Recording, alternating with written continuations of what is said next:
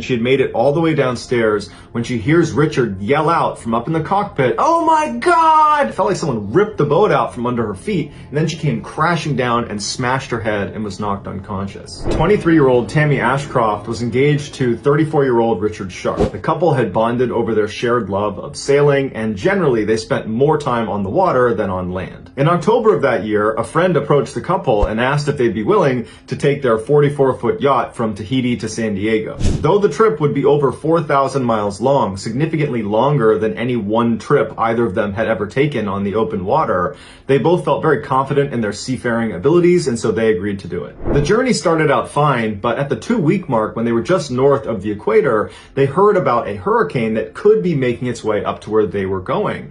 And so even though they anticipated it would kind of peter out and actually not even hit them, they decided it was still in their best interest to try to sail completely away from the path of the storm to safer waters. But over the next couple of days, the storm only intensified and continued to change directions, making it really hard to predict where safer waters was going to be. And so Tammy and Richard kept desperately trying to get farther and farther away from the storm, but it was like every time they would change course and get farther away, the storm would speed up and change directions and still be coming straight for them. And so finally, it got to the point where Tammy and Richard realized they could not actually outpace the storm, that they would have to weather it. And so on the day it was going to hit them, they donned their rain gear and they boarded up the windows, and then they stood on the deck of their yacht looking out at the horizon as this Category 4 hurricane is just barreling straight towards them. Tammy would go on to say that she never fully appreciated just how terrifying being in a hurricane is out at sea until she was in one. She said it was a constant barrage of 50-foot waves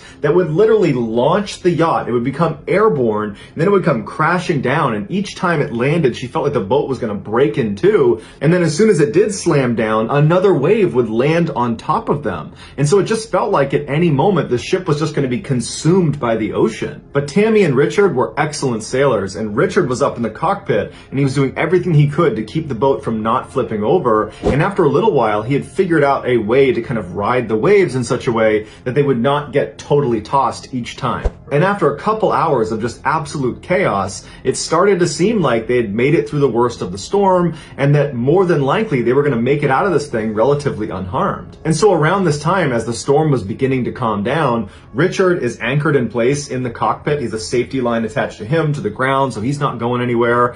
And Tammy is just exhausted. It was just so stressful being through the storm. And Richard noticed, and he says, "Tammy, I got this up here. Go down into the cabin and just try to get some rest." And Tammy was very grateful, and she agreed. She opened the doors to the cabin, and she had made it all the way downstairs when she hears Richard yell out from up in the cockpit, "Oh my God!" before a rogue wave comes crashing into their boat head on, flipping the boat backwards like a backflip onto the top, so it's upside down in the water. And Tammy would say it felt like someone ripped the boat out from under her feet, and then she came crashing down and smashed her head and was knocked unconscious. When Tammy woke up 27 hours later, she was laying in the cabin against a chair and half on the ground, and she opens her eyes, and the cabin she's in is half submerged. I mean, the place is just a disaster down there, and she can tell the cabin is also slowly filling with water. Tammy could barely remember what happened, and she's totally overwhelmed by what she's seeing. She's in shock, and all she knows is she has to go up on deck to find Richard. And so she gets up and wades through the water. She gets to the stairs. She's yelling for Richard.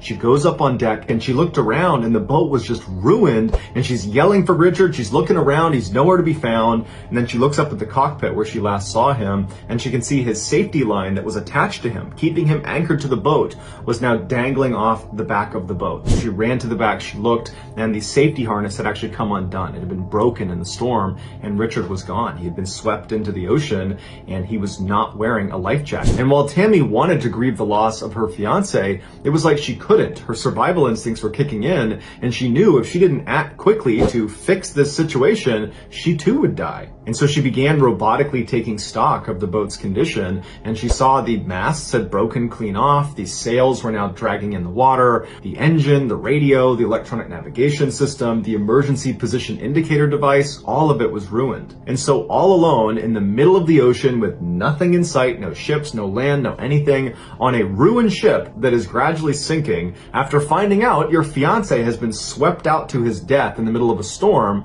Tammy managed to stay composed, and she built a makeshift sail and began sailing the ship, and she also began slowly pumping the water out of the cabin. She went back into the cabin and she discovered some of the almanacs were still in there, and she discovered there was a current that she thought she could get to, and so using just a sextant and a watch, she manually navigated this broken down ship using this makeshift sail into this current, and then for 41 days she survived on canned food and peanut butter, and she sailed 1,500 miles to Hawaii. And the whole time she's thinking to herself, if my calculations are off, that this is not the current I'm supposed to be in, I will sail past Hawaii out into the open water, and I will run out of food and water and I will die. When Tammy finally stepped foot on land in Hawaii, she was relieved that, she had made it and that she was going to live, but at the same time she had this flood of emotions where she was suddenly so sad about the loss of Richard. It was like she really hadn't had a chance to grieve his loss, because that whole time after the accident